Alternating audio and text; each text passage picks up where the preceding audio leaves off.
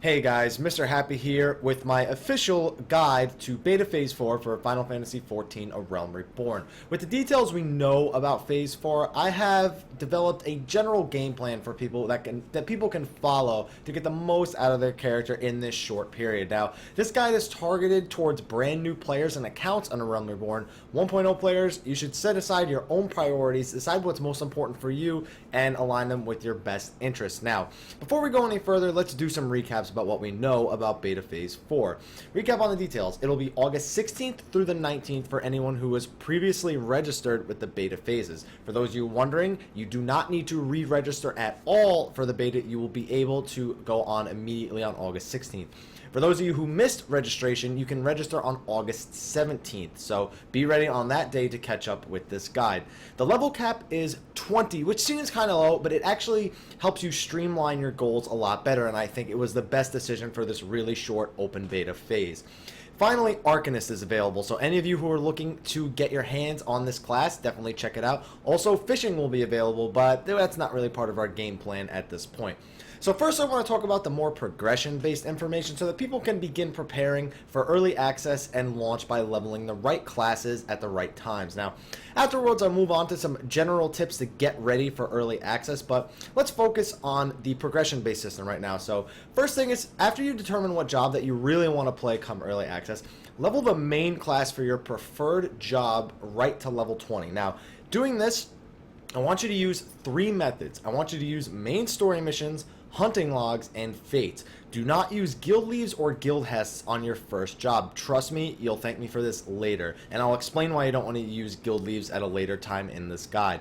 You'll visit a dungeon at 15, 16, and 17, and you'll have to fight Ifrit at level 20, but don't worry, those fights none of them are really that difficult, so you shouldn't have any hard time. The game will take you to those dungeons automatically through the main story missions. Now, once you're level 20, you're going to have to pick a grand company. So pick a grand company to join. For more information about the gear from these, I have a link in the description below, which is a Google document listing the level 50 gear and some of the other important gear that you can look at, again, for early access at a later point.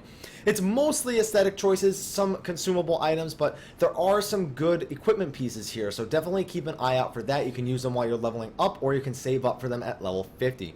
But your main priority is to get enough seals to unlock your chocobo mount, which is 1,000 seals. You can either trade in dungeon gear to the Grand Company Quartermasters, or you can do Grand Company leaves to help you get these seals. So it won't be too difficult. The Grand Company leaves were pretty good previously, and so was trading in the dungeon gear. So you should have no problem getting these things done. Once you unlock your mount, travel around and attune to as many aetherites as possible. You're going to want to have the ability to teleport wherever you need to, so definitely get those aetherites early on, but don't abuse them early on, otherwise you might be poor before early access even gets here. Now, once you've done all that, you're going to want to level more of your battle classes. So you're going to want to level your primary jobs 2 subclasses to 20. Now, I have a separate video outlining what these classes will most likely be.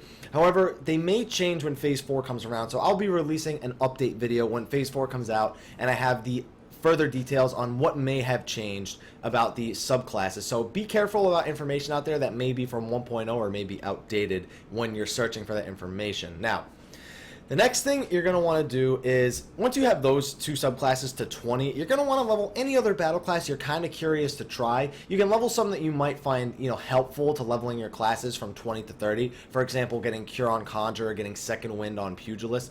But your main goals are out of the way, and you've pretty much gotten what you're going to need to get for your job when early access comes out. So if you don't have any more battle classes to level, let's look towards crafting and gathering. So in order to determine what crafting class you're going to want to level, go visit the market board and search for the level 50 gear for your job.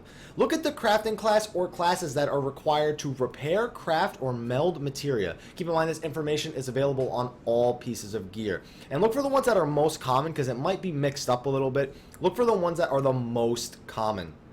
Get those crafting classes to 20, whether it's 1 or 2, 3, get those to level 20. Don't worry, you won't have any problem with this. You can choose to use your leaves here if you would desire to, but from my experience, crafting isn't too difficult at this point. Now, one big thing is, while you're leveling your crafting class, you're probably going to want to level your gathering class at the same time.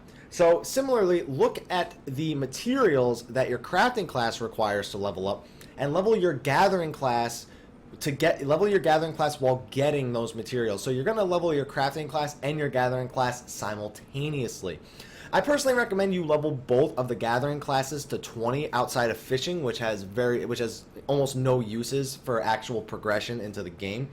Once you're level 20 on those gathering classes though, and you've gotten your crafting classes to 20 and you don't need any more resources, farm the shards, crystals, and other materials you think you're going to need for levels 21 through 50. That way you can be stocked on them early on and at least have a little bit of a boost going forward past 20 when early access comes. So once you've done all of those things, you're pretty much set in terms of what you should level for your classes, where you should have been for your aetherites, having your Grand Company seals, and you're going to start accruing leaves over the course of the break between Beta Phase 4 and Early Access. So you're going to want to accrue as many of these leaves as possible, and we're going to go into that a little bit more in detail pretty soon. So getting ready for Early Access, what else should you be doing? So while doing all the above things that I mentioned, make sure you're playing around with your UI and getting comfortable with it. If you're on the PC, move things around and see what works best for you. This includes setting key bindings, moving around hotbars, separating your chat windows, and making macros. Whatever makes the game easier for you to play, figure out what it is while you have the spare time before early access. Also, be sure to set up your retainers and begin organizing your items. Retainers have 175 inventory slots each, and they're what you use to sell gear on the market. Will sell any item on the market board. So become familiar with the systems around the retainer, and become familiar with the systems around the market board as well. Also, the armory chest, the duty finder, and the in rooms. Become familiar with all of these features. If you have any questions, I have videos all over my channel. Just look through them for each subsequent topic. Now, I want you to save your leave allowances as best you can in this phase. The reason why is because post level 20, you're going to be wasting a lot of them on Grand Company hunting logs. So you really want to have as many of them as possible for your Grand Company hunting logs so you can stay up to date with them as you're leveling. Keep in mind that these Grand Company hunting logs do give you a lot of seals, so don't feel like you're wasting them, and use them. Try and do the Grand Company hunting logs as you're leveling up. So they appear in certain leaves in certain areas. Find out what those areas are and make sure to use them when you get to early access for those purposes. Trust me, you won't regret saving them. You're also going to accrue the allowances over the break time, so I have faith that you will trust that that is the best way to use them. Also, your guild hests, make sure that you're familiar that you do have guild hests available. You can use them on your second or third class if you want to use it to level those. But make sure you're saving it for a class where you feel like you just need a big boost in experience, because you only get a few of them and the one-time bonus is massive. So make sure you're using it at a good point. Now, finally, this is the most important hint that I can give you towards waiting for early access. And trust me, you're going to be so thankful that you did this. Log off in your in-room before the end of Phase 4. The reason why you're going to want to do this is because while you're in your in-room, you generate what is known as rested experience points for staying logged off in your in-room. So when you're logged off over the period between August 19th and August 24th, you're going to be accruing rested experience that you can use on your classes when you come back into the game 5 days later.